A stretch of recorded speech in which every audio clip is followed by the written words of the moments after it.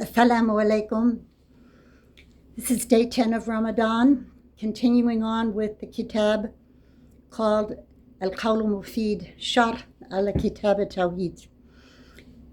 It's a very, very weighty subject because it's the essential basis of our religion, that Allah is one and has no son and has no partners in his mulk, meaning he owns everything. He can do whatever he wants with everything. He has no challenge to his sovereignty. Now, this particular book, I don't even like to use the word book. It's such a majestic, all-encompassing, detailed description of everything you would ever want to know and more. So I hope you'll understand when I'm doing this in the best orderly fashion I can. I'm covering today the first 2 chapters, and I choose from them because, of course, there'll be 50 pages of them, what I feel is most beneficial for you. So try to follow me, and I will be as explicit as I can. Beginning with a hadith, and this is in Bukhari, and it's Sahih. And I've mentioned it many times before, but I must mention it again because it's concerning basic instincts that Allah has placed in every born human, no matter where they are. Kullu mawludin yulid ala fitra. Now, let's just take that first part. Every living born person is born with the fitra. He's born with the instinct of La ilaha illallah. And then Aba, his parents, change that. When? Lama ya'abaranu lisanu, when he begins to speak. They cause him to become Yatahawidan, a Yahud, Yatanasaran, a Christian, Yatamajjisan, a fire worshipper. Now, you might not be able to understand that completely, but I have a video on one of my earliest lessons about every born baby says, ah, and every person dying exhales with, meaning the first letter of Allah's name and the last letter of Allah's name. So if you want to scroll down to the end of all my lessons, you'll find it there. Now, the term that we use to describe what we ought to be doing is ma'lu. So when we say La ilaha illallah, we mean La ma'lu. Now this ma'lu, mim, alif, lam, waw, ha, it refers to nothing should be worshipped. Now, laysa ma'na la aliha. No. The aliha can be any object of worship. But the Allah, alif, lam, lam, ha, is the only object of worship, meaning Allah. Huwa al-ma'bud haqqan wa ta'zeeman. So, if you know him through his sifat, his names and his characteristics, you will know that there is nothing compared to him. So, going on with the concept of ma'lu, la ma'lu illallah, lihada haka an Quraysh. The Quraysh said, and this is a verse from Quran, A'udhu billahi minash shaitanir rajim, Aj'ala al-alihatan ilahan wahid, inna hadha la shay'un ujab. That's verse 5 from Surah Sad. Are you going to make all one? Al-aliha, all of our little idols, one? That is something ujab. It means it's amazing. How could you even think to do something like this? Because the Quraysh worshipped a lot of idols. Also, the next verse, فما أغنت عنهم آلهتهم التي يدعون من دون الله من شيء. Allah answers and says, they have no hope with their complaints. And فما أغنت عنهم آلهتهم. أغنت عنهم, it means there's nothing that's going to benefit them. الغني, of all these idols, التي يدعون من دون الله, that they call upon other than Allah, min shay, nothing's going to help them. This is in Surah Hud, ayah 101. هذا تعلو باطل. This calling out is totally useless. باطل. لأنه بغير حق, because there's no truth in it.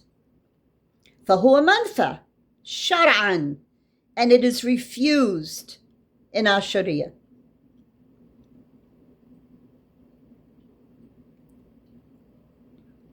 Here's another verse. ومثل كلمة خبيثة كالشجرة خبيثة اجتثت من فوق الأرض ما لها من قرار. This is in Surah Ibrahim, verse 26. You know, I love this ayah because my son, when he was in Egypt, studied. In first grade, they gave them this verse of Quran, saying, a bad word, actually it's khabitha, it's not just bad, it's like a filthy, disgusting word. وَمَا مَثْلَ كَلِمَةٍ خَبِيثَةٍ كَمَثَلَ الشَّجْرَةِ وَمَثَلَ خَبِيثَةٍ وَمَثَلَ كَلِمَةٍ خَبِيثَةٍ كَشَجْرَةٍ خَبِيثَةٍ. A nasty word is like a nasty tree. اجتثت من فوق الأرض.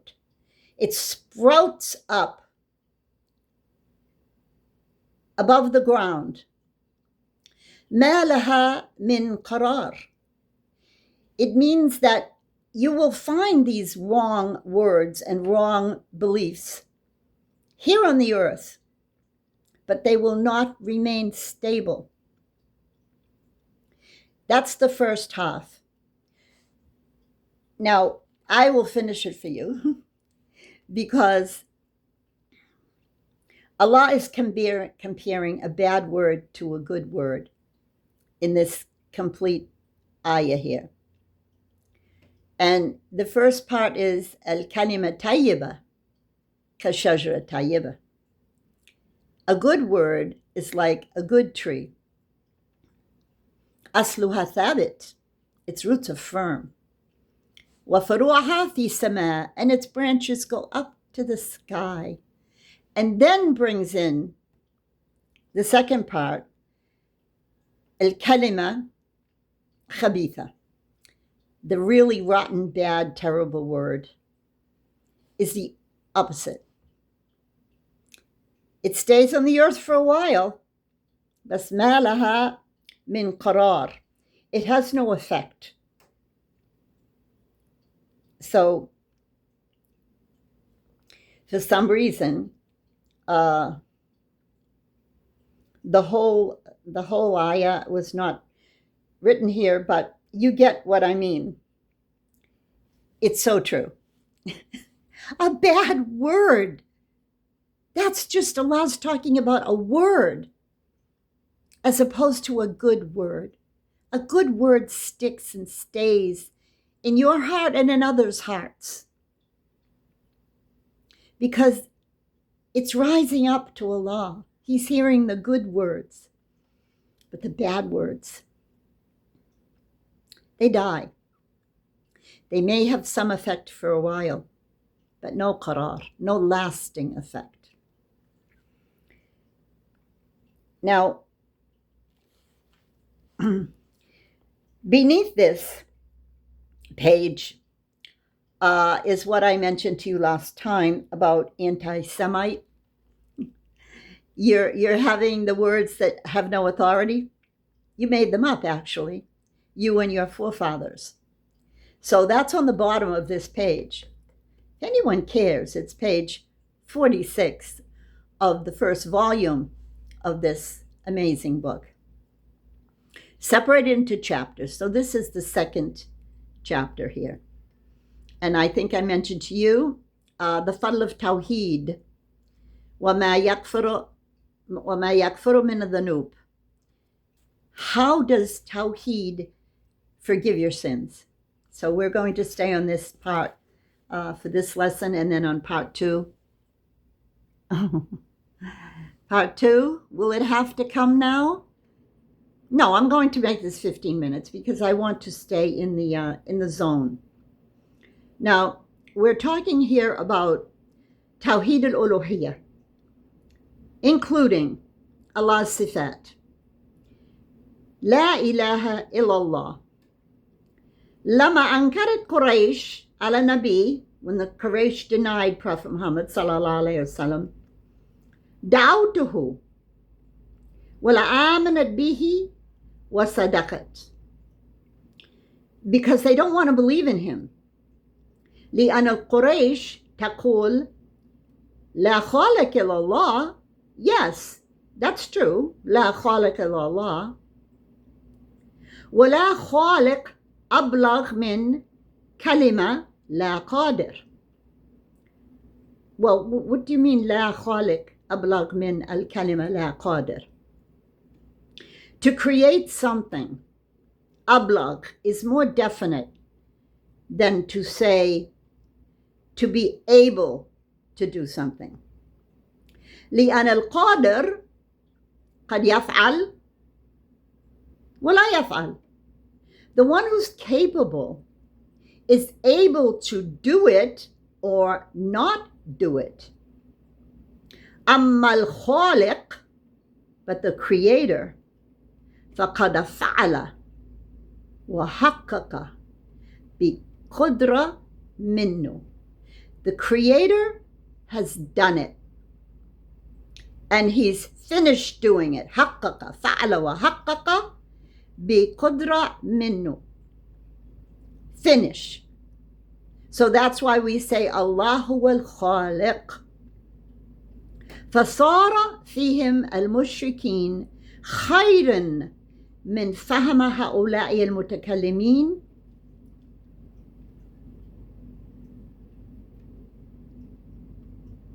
You know, this is not going to be easy for you because you don't know about the mutakallimin. There are a lot of so-called Muslims, and I won't go into it now because it's not necessary now. When we get more and more and more, I'll go through all the different furuq, all the different so-called Muslims that have naqs in their aqidah. So he's saying what you have to stick to here will be in Surah Al-Araf, ما لكم من إله غيره. Surah Al-Araf, verse 59. Meaning, أي means meaning. من إله حقيقي يستحق أن يعبد وهو الله فقط. So the only one that deserves your worship, that you should be paying attention to, is Allah only. And this is Tawheed al-Uluhiyyah. As I mentioned to you in the previous lesson, we have Tawheed al-Rububiyyah. And that's what most people understand better because they're really not taught in the proper sequence. That Tawheed al-Uluhiyyah should come first. It's aham. Aham means it's more important that you stress this, because you may observe and admit the Tawheed al-Rububiyyah. Allah controls everything. He gives you everything. He prevents harm from you. He's the mighty power. Yes, that's true. But above all this is, you begin by worshiping him and admitting he is the only power. La sharika lah. No competitive partners. That's why, 15 minutes, we will start now a part 2 about the meaning of shirk. It's a big deal. You know, the word for a company, like a business, a company in Arabic is sharika. That's the word, which is in itself wrong, because the root sharaka means to have a portion of something. So when you think of a corporation, it might make sense on face value because you get shares on the stock market. It's like you have a part of the success or failure of this enterprise. So you buy shares in it. You see how it's all connected to the idea of who has what, who's going to benefit you. You see?